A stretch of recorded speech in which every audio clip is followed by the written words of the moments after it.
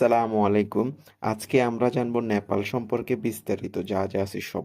আপনি যদি আমার চ্যানেলে নতুন হয়ে থাকেন, প্লিজ চ্যানেলটি সাবস্ক্রাইব করে দিন এবং পাশে থাকা বেল আইকনে ক্লিক করে দিন।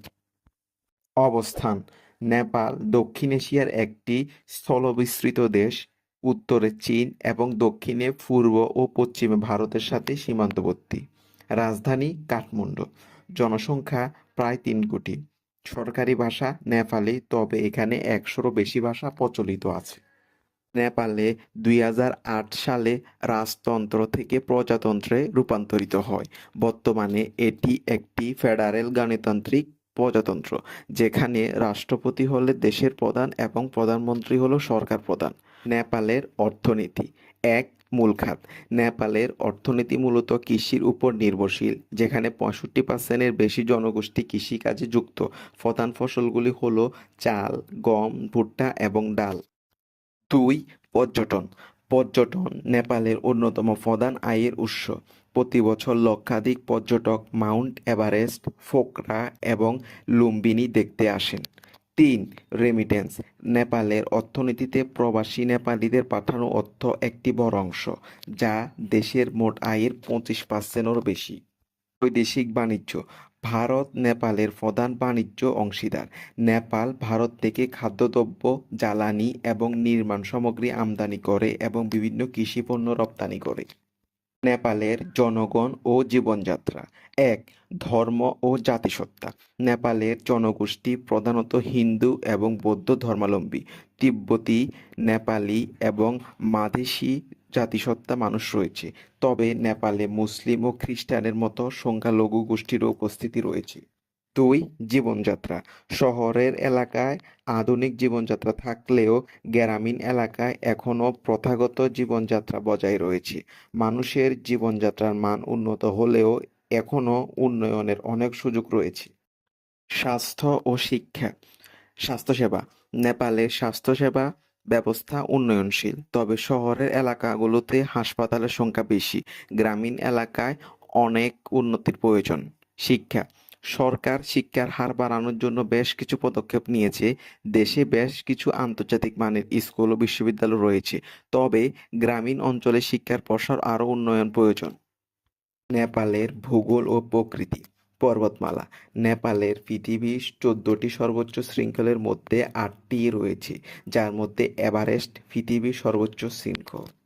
তেরাই অঞ্চল: দক্ষিণে সমতল অঞ্চল, যেখানে কৃষি ও জীববৈচিত্র্যের সমৃদ্ধি রয়েছে। নদী: নেপাল থেকে গঙ্গা ও ব্রহ্মপুত্রের মতো গুরুত্বপূর্ণ নদীগুলোর উৎপত্তি। জীববৈচিত্র্য: নেপালে 500-র বেশি প্রজাতির পাখি, গন্ডার, বাঘ এবং বহু বিরল উদ্ভিদ পাওয়া যায়। নেপালের ঐতিহাসিক গুরুত্ব: নেপাল কখনো কোনো বিদেশি শক্তির অধীনে ছিল না এবং এখানে প্রচলিত পুরানো মল্ল রাজবংশের সময় থেকে নেপাল একটি স্বাধীন দেশ।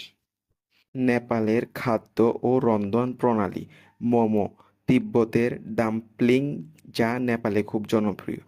ডাল ভাত: নেপালের ঐতিহ্যবাহী খাবার যা চাল ও ডালের সংমিশ্রণ। গুন্ডুক: নেপালে শাকসবজি যা সুস্বাদু এবং প্রায়ই সংরক্ষিত হয়। রক্সি: স্থানীয়ভাবে তৈরি একটি অ্যালকোহলযুক্ত পানীয়।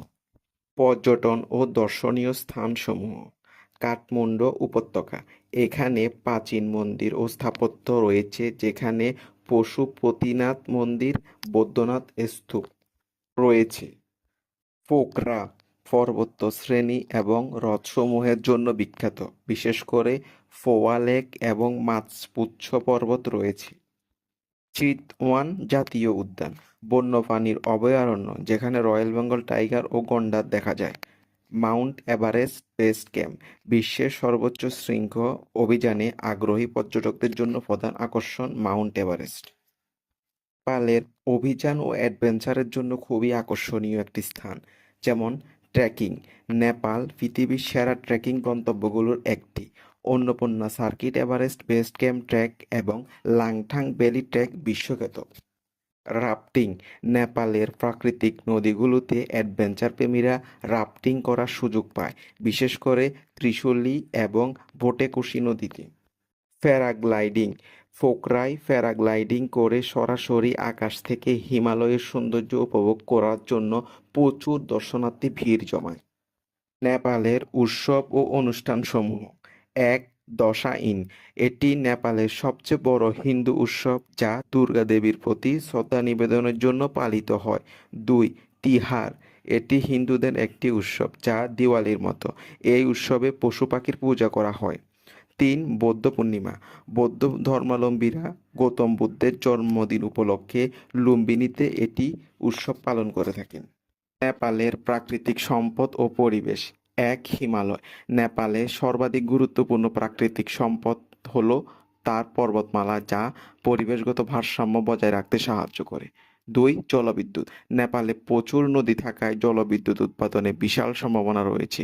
দেশটি ইতিমধ্যে কিছুটা বিদ্যুৎ উৎপাদন করলেও ভবিষ্যতে আরও বড় সুযোগ তৈরি হতে পারে। বন সম্পদ। নেপালের ১/৩ এলাকা বনাঞ্চল দ্বারা আবৃত। কাঠ এবং ঔষধি উদ্ভিদ সংগ্রহ অর্থনীতি একটি অংশ।